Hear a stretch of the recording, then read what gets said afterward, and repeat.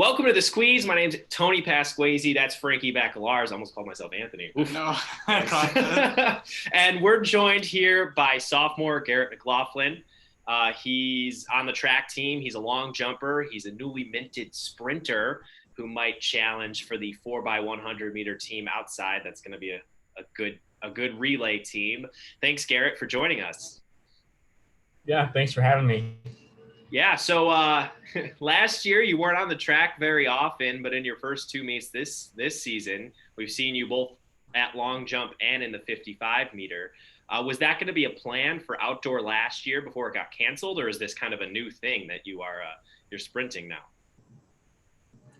Last year there was definitely talk about being an alternate for the 4x1 team and maybe putting me in a couple 100-meter races. But ultimately, this is pretty new for the indoor season, and hopefully I'll get a shot with the 4x1. But Noah came back.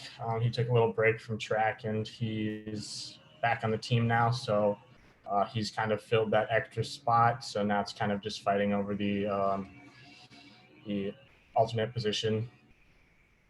So.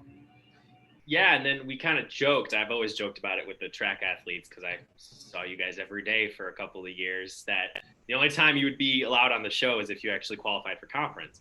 Yeah. We had Alicia on a while back, and now we're having you on. You did such a great job at the track meet with the interview. We had to have you on. So how was that experience at conference? I know you didn't, jump how you would have liked, but how was the experience to get there as a freshman? It was pretty interesting, honestly, because just coming in as a freshman, you don't really expect much. So my standards were kind of back at zero. Whereas in high school, you kind of work your way up, and then you're the top dog, and then you come to school and it's like you're back at the bottom. So to be able to make it to conference as a freshman was pretty exciting for me. Ultimately, I think it's just the start of a great career at St. Mary's. At least I'm hoping.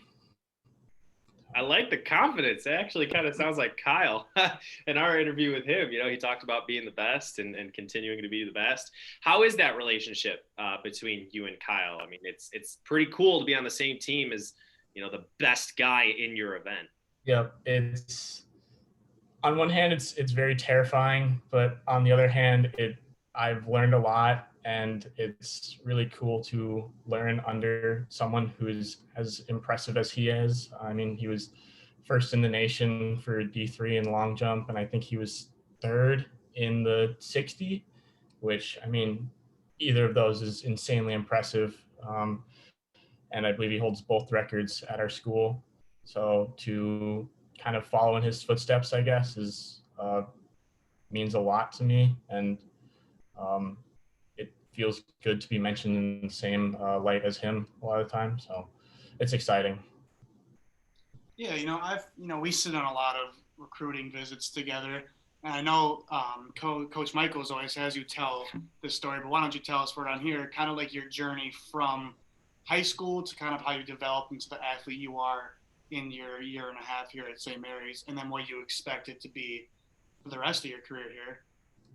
Okay, yeah. So starting out in high school, I'd been doing track since probably first or second grade. So I've had a lot of experience doing all sorts of events. Coming into high school, I was like mid-tier. I wasn't great. I wasn't bad either. Had some room to grow. I got injured. Tore both my hip flexors, which was a huge setback. Ended up jumping like a 12.3 in long jump my freshman year, which definitely sucked. But I worked my way back through a lot of therapy and a lot of training, and was able to make it to sections, I believe, 3 times in my high school career. And then I came to St. Mary's because of Coach Neal's originally. He was just such a charismatic guy, and he really just showed who he is as a person, and that really it was really nice just to have someone who really cared and actually saw what progress I could make and who I could become as an athlete Like he believed in me, and it wasn't just like a, hey, I think I could be jumping 23s at some point or 22s. It was like, he was like, yeah, you actually could. Like other people just kind of blow it off and be like, yeah, I guess you could, type stuff. So to have someone who actually like believed in me was a huge help. I'll never forget that. And then, yeah, my freshman year got cut short because of COVID. So that was a little frustrating, as it was for everyone else. And then this year, I'm hoping to make a comeback. I'm just glad that I've been able to keep my distances about the same as where I was towards the end of my season last year, because it means I didn't take a step back, that I can still have that big leap in outdoor season. So I'm looking forward to it. And you mentioned something in there about Niels, and Niels was the jumps coach. He was my coach Mhm. as well. And now you have kind of his protege a little bit in Cody Michaels, one of his former athletes in high school and here at St. Mary's. How has that transition been from Niels being your jump coach to Coach Cody? It's definitely been very interesting, going from someone who is insanely knowledgeable and insanely practiced in what he's doing to someone who has a lot of heart and a lot of passion for what he's doing as a coach, but doesn't know all the details, doesn't know all the strategies. So it's definitely been interesting, but I have to give props to Coach Michaels because he's done an insanely good job. The amount of work he's put in is just, it's unreal. The stuff he's done and how far he's come as a coach already in half a year is just incredible. I think he's going to be a great coach in the coming future. Yeah, he's been very helpful, but there's definitely been a lot of times where us as jumpers have had to help him understand something or put it in a different perspective so that he can understand why we do something or why we aren't doing something. So it's definitely new. Yeah, and do you think that's almost it's kind of in a backwards way a good thing because you really have to be your own champion. You know, you have to speak out for what you think is right. And do you think it's improved your jumping, or have you headed in the other direction? You said you haven't taken a step back, but Yeah. So with that, there's definitely been a lot of issues with just dealing with a new coach. It's always a little straining and it's always a little hard to keep going in what you've been doing because coaches tend to have different styles. But it's been pretty similar. And honestly, I think it's been a good thing for me personally because it's helped me have to basically find my own drive, find my own energy a lot of the time because I think that's one of our biggest weaknesses as a team right now is that we're kind of lacking in energy a little bit, at least from what I've seen at meets. So I think just being able to find our own energy and push ourselves forward is going to be big. You can tell we're in the same building as him because we can hear the outside noise from both Yeah, do ends. you want me to like close my window or something? We can hear it from our end fine. too. We can hear it too. Okay. Everybody can hear it. There's no secret. We're just in bro. There's no studio here. But so your mom has been involved. She's watched all the streams. You asked me how she can watch the YouTube video after I post it. So very clearly, she's highly involved in your career. So how has your family, I don't know, played a part in where you are today? Oh man, every part of my family has played a huge role in it. Everyone's had their own kind of role for me. My mother has always been the one that's been caring and keeping me on this track and being compassionate about my struggles and all of that. My father is the one who's taught me the most about athletics. He taught me how to run. He taught me how to have this athletic drive, how to push myself. And then my sister has really helped me because she was 2 years older than me. And as a kid, she was she was better than me at everything. So having to constantly compete with her also really pushes me to work harder every day. Yeah, kind of like staying with that same theme. So there's a little thing that I've heard because you're from Eden Prairie, Minnesota, which is Mhm. basically the cities. It's all the cities. Alicia Schur, who you mentioned earlier, once told me that if you went to school in the cities, if you're born in the cities, it's really hard to leave. A lot of people just go to St. Thomas. A lot of people just go to U of M, Hamlin, whatever. What inclined you to kind of step out of that comfort zone and head, an hour and a half to here? Because I've heard it's so hard to leave the cities when that's where you're from.